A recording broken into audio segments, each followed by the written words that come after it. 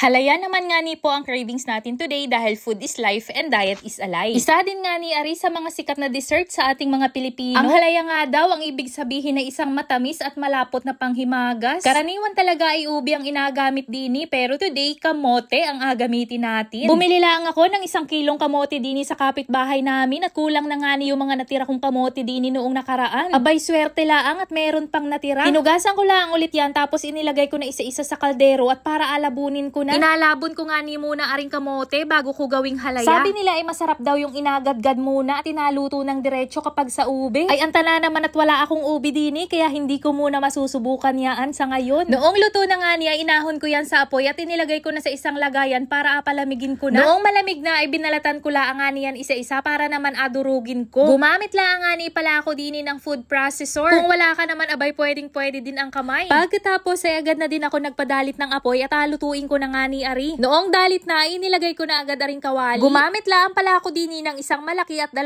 maliit na evap milk. Tapos isang malaking lata ng condensed milk, yung ube flavor. Inuna kong inilagay yung evap milk dyan, tapos sinunod ko na yung mga dinurog ko na kamote. Hinalo-halo ko lang yan, tapos inilagay ko na yung condensed milk. Isang condensed milk nga lang yung ginamit ko rin dahil meron ng sariling tamis yung kamote. Kung gusto mo ng mas matamis pa, pwede ka namang mag-add ng asukal. Or kaya isang condensed milk pa. Depende sa tamis na gusto mo. Pagkalagay ko ng condensed milk ay hinalo ko lang yan ng hinalo hanggang sa lumapot. Naglagay din nga ni pala ako ng food color dini dahil maputla ang kulay niya kapag yung condensed milk lang yung gagamitin ko. Kapag nagaluto ka ng ganari ay talaga namang tiyagaan ng paghalo. Abay hindi pwedeng hindi mo yan hahaluin dahil lang sa napapagod ka. Dahil didikit yan sa ilalim at saka masusunog. Sa sobrang lagkit nga ni na rin kamote halaya na inaluto ko ay pati yung lutuan ko ay nasayaw-sayaw na. Noong okay na nga siya, sobrang lapot na, sobrang lagkit na niya, mahirap na siyang haluin ay inahon ko na yan sa apoy. Inilagay ko na rin agad yan sa isang lagayan at palamigin ko na. Nodburan ko rin lang pala nga ni Ari ng cheese at mas masarap kapag may cheese. Nabagang nagalaban yung tamis at saka yung konting alat nung cheese. O medyo okay na, inilagay ko rin Ari saglit sa ref. Pagkatapos ng konting oras ay hamos, kain na po tayo. Kung nagustuhan mo nga ang video na to ay pakishare naman.